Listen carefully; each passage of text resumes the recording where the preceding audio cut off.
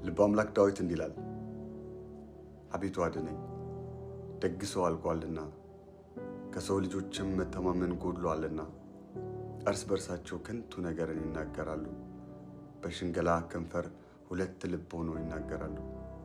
የሽንገላን ከንፈሮች ሁሉ እግዚአብሔር ያጠፋቸዋል። ታላቅ ነገርን የምትናገረውን ምላሳችንን እናበረታለን።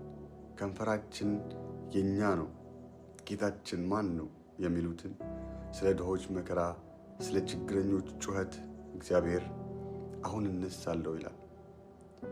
መድኃኒትን አደርጋለሁ፣ በላዩም እገለጣለሁ። በምድር ላይ እንደተፈተነ 7 ጊዜ እንደተጣራ ብር የእግዚአብሔር ቃላት የነጹ ቃላት ናቸው። አቤቱ አንተ ጠብቀን፣ ከዚችም ትውልድ ለዘላለም ታደገን። በሰው ልጆች ዘንድ ምናምንቴ ከፍ ከፍ ባለ ጊዜ ክፉዎች በዙሪያው ሁሉ ይመላለሳሉ። እግዚአብሔር የተመሰገነ ይሁን። ሙሴም እባላለሁ። መልካም ቀን ይሁንላችሁ። እወዳችኋለሁ።